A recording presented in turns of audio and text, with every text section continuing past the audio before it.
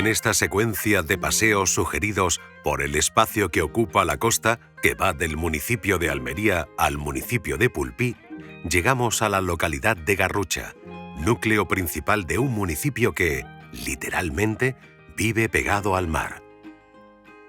Mojácar Playa, punto final de nuestra anterior excursión, es un núcleo inmediato al inicio de esta excursión por la costa de Garrucha, Vera y el extremo occidental de la costa de Cuevas de la Almanzora. Garrucha es una localidad que a finales del siglo XIX era considerada la pequeña San Sebastián. En la población se encontraban consulados de diferentes países que exportaban productos desde el puerto de Garrucha.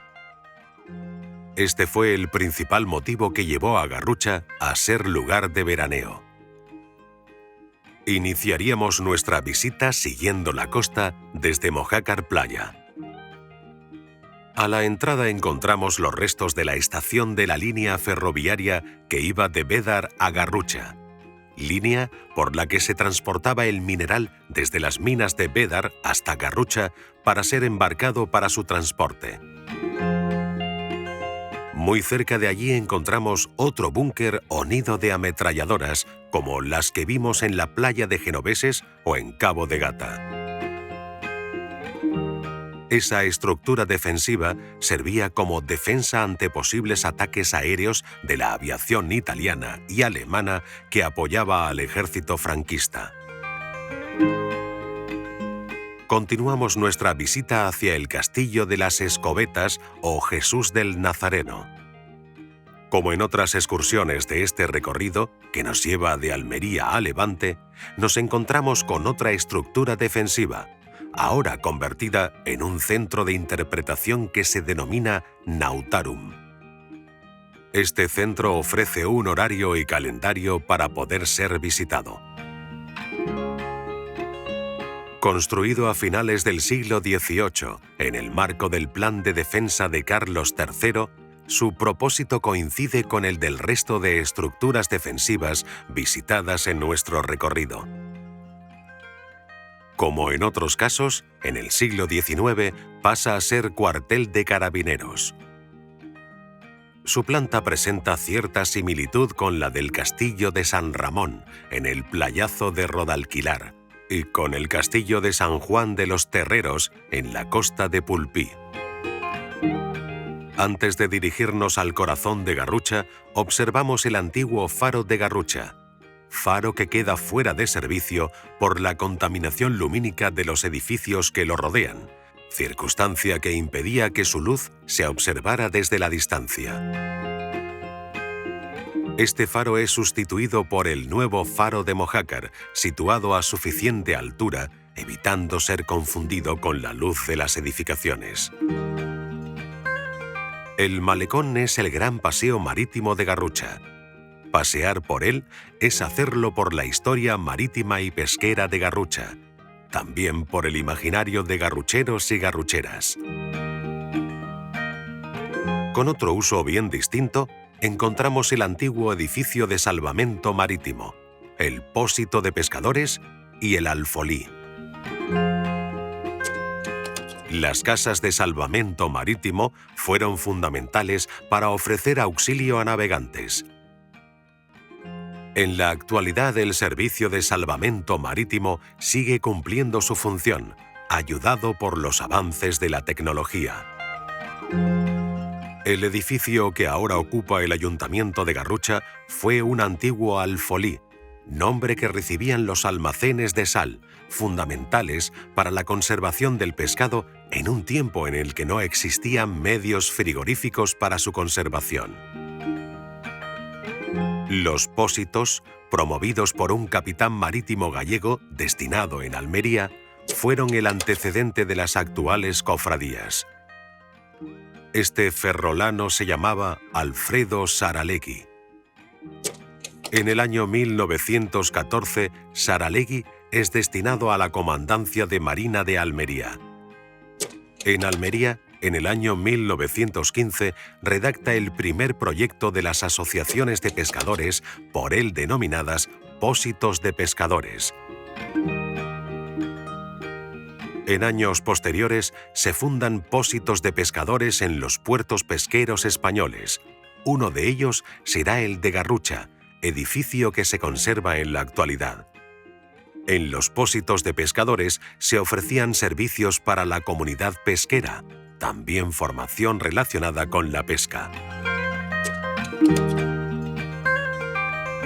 Hemos encontrado esta fotografía en nuestra investigación. En ella es fácil identificar este edificio.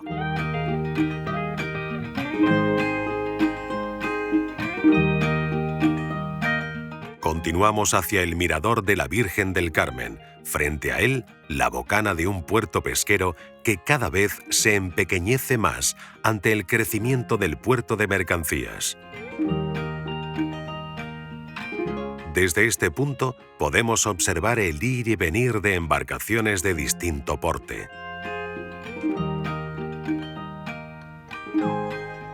Una vez en este punto, resulta ineludible un paseo por los muelles del puerto pesquero de Garrucha, esperando el arribo, a principios de la tarde, de los barcos de arrastre, esos que venderán en un momento un producto muy apreciado en los diferentes puertos de Almería a Levante: la gamba roja, el oro rojo de Garrucha.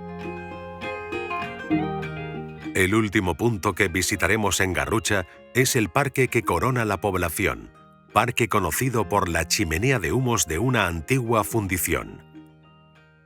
Esta chimenea es conocida en Garrucha como la Torre del Calvario. Antes de dirigirnos a Villaricos, siguiente excursión sugerida, encontramos elementos del patrimonio cultural marítimo y pesquero que nos permiten comprender la fiebre minera de Sierra Almagrera. Las fundiciones se encontraban cerca del mar para facilitar su transporte en barco a los mercados de destino. Muy cerca de aquí, en Sierra Almagrera, se encontró a mediados del siglo XIX un gran filón de plomo y plata. Como la minería era tan importante en esta zona, Vera se convierte en un lugar muy importante. También lo fue Cuevas de la Almanzora, muy cerca de aquí.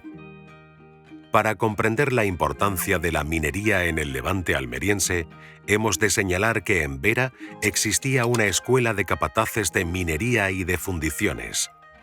En España solo existían 6 escuelas de este tipo.